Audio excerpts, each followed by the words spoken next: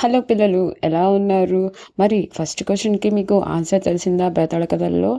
మీకు ఒకవేళ తెలిస్తే అది కరెక్టో కాదో ఒకసారి సరిచూసుకోండి. ఇంతకీ మన క్వెషన్ ఏంటంటే, మన బేతాళుడిని విక్రమార్క మహారాజు గారు భుజాల మీద వేసుకొస్తూ ఉండంగా ఆయన క్వెషన్ అడిగాడు కదా! ఏమని అడిగాడు? ఆ సింహం ఆ అబ్బాయికి ప్రాణం పోస్తుంది. పోసాక ఆ అమ్మాయిని "నువ్వు నాతో పాటు వచ్చేయి. నేను నీ భర్తకి ప్రాణం పోసా కదా" అని చెప్పి అడుగుతుంది. అప్పుడు ఆ అమ్మాయి కన్‌ఫ్యూజన్‌లో పడుతుంది. ఏం చేయాలో అర్థం కాదు. మరి ఆ అమ్మాయి ఏం చేయాలి అని చెప్పేసి మన బేతాళుడు విక్రమార్కుడిని క్వెషన్ ఏస్తాడు.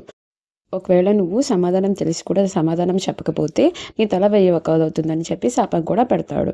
అప్పుడు విక్రమార్క మహారాజు ఏమంటాడంటే, ఆ సింహం తన భర్తకు ప్రాణాలు పోసింది కాబట్టి దాని మీద గౌరవం ఉండాలి. అంతేగాని దాంపత్య ధర్మం ప్రకారం భర్త ఎప్పుడు భార్యతో కలిసి ఉండాలి, భార్య ఎప్పుడు భర్తతో కలిసి ఉండాలి. కాబట్టి ఆ అమ్మాయి తన భర్తతోనే కలిసి ఉండాలి అని చెప్పి చెప్తుంది. విక్రమార్కుడికి మౌనభంగం కలిగింది కాబట్టి మన బేతాళుడు తిరిగి మళ్ళీ చెట్టు మీదకి వెళ్ళిపోతాడు.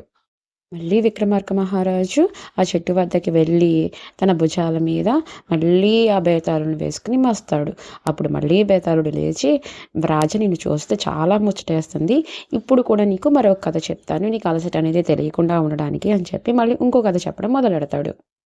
కావేరీ నది తీరంలో ఒక బ్రాహ్మణ కుటుంబం జీవిస్తూ ఉండేది.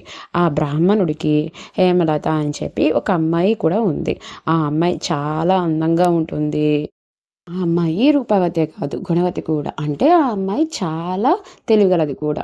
అయితే ఆ అమ్మాయిని చూసి ముగ్గురు అబ్బాయిలు ఇష్టపడతారు. ఆ ముగ్గురును ఆ అమ్మాయి వాళ్ళ నాన్న దగ్గరికి వెళ్ళి, "మాకు మీ అమ్మాయి అంటే చాలా ఇష్టం. మీ అమ్మాయిని పెళ్లి చేసుకుందాం అనుకుంటున్నాం" అని చెప్పేసి ఎవరికి వారు అడుగుతారు. అప్పుడు వాళ్ళ నాన్నగారు, "నాకు ఇప్పుడే మా అమ్మాయికి పెళ్లి చేయడం ఇష్టం లేదు" అని చెప్పేసి వద్దు అంటాడు. గాని సరే వాళ్ళ ముగ్గురు అదే ఊర్లో ఉంటూ జీవనం సాగిస్తూ ఉంటారు.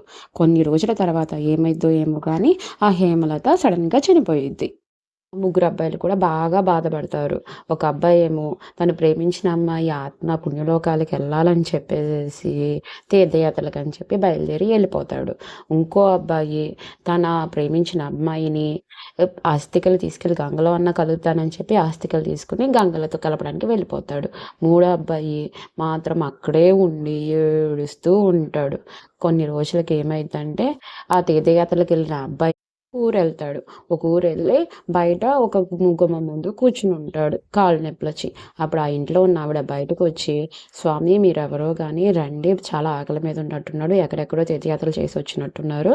రండి నేను మీకోసం అని చెప్పి భోజనం తయారు చేస్తాను. మీరు భోంచేసి ఎళ్ళండి" అని చెప్పి అడిగిద్ది. ఇప్పుడు ఆ మొదటి అబ్బాయి కూడా సరే అంటాడు.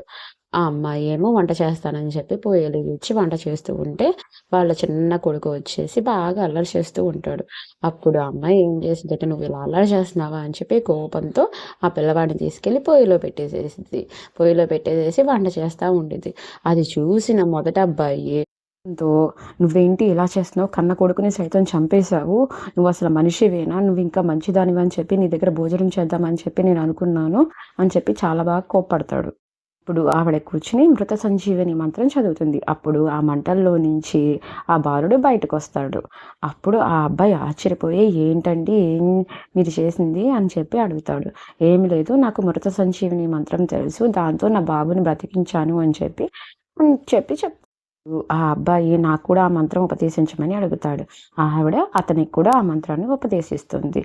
ఈ మంత్రం పని చేయాలంటే వాళ్ళ చితాభస్మం కావాలి అని చెప్పి చెప్తుంది.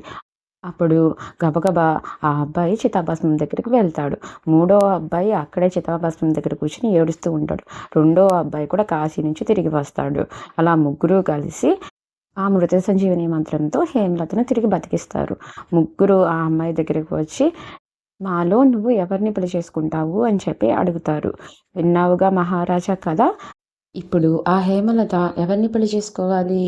ఏదైతే ధర్మం అని చెప్పి నువ్వు అనుకుంటున్నావో, దీనికి సమాధానం తెలిసి కూడా నువ్వు చెప్పకపోతే నీ తల 1000 వక్కలవుతుంది" అని చెప్పేసేసి శాపం కూడా ఇస్తాడు.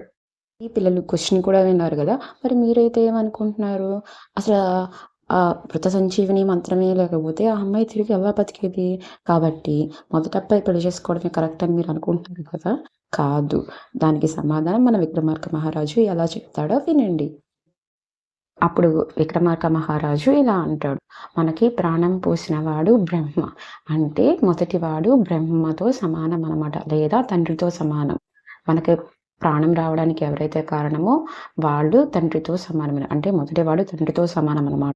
ఇకపోతే రెండోవాడు అస్థికలను తీసుకెళ్ళి కాశీలో కలిపాడు. అంటే అతను కొడుకుతో సమానం. మనం ఎప్పుడైనా చనిపోయినప్పుడు మన అస్థికలను ఎవరు కలుపుతారు? మనం కన్నా కొడుకులు కలుపుతారు. కాబట్టి అతను కొడుకుతో సమానం. ఇకపోతే మూడోవాడు, అతను ఆ అమ్మాయిని తలుచుకుంటూ ఆ చితాభస్మం వద్దనే కాలం గడుపుతూ ఏడుస్తూ ఉన్నాడు. ఒక్క భర్త మాత్రమే అలా తలుచుకుంటూ ఎప్పుడూ బాధపడుతూ ఉంటాడు. కాబట్టి మూడవ వాడిని పెళ్లి చేసుకోవడం ధర్మం అని చెప్పేసి విక్రమార్కుడు చెప్తాడు. అలా విక్రమార్కుడికి మౌనభంగం కాగానే బేతాళుడు తిరిగి చెట్టు మీదకి వెళ్ళిపోతాడు. అది పిల్లలు ఈరోజు రెండవ కథ. మీకు ఫస్ట్ కథ కావాలంటే నేను కింద డిస్క్రిప్షన్లో ఫుల్ స్టోరీ లింక్ పెడుతున్నాను, ఓపెన్ చేసి వినేసేయండి. కథ నచ్చిందా? నచ్చితే లైక్ చేయండి. ఇటువంటి మరిన్ని ఇంట్రెస్టింగ్ స్టోరీస్ కోసం మన ఛానల్ని సబ్స్క్రైబ్ చేసుకోవడం మాత్రం మర్చిపోకండి.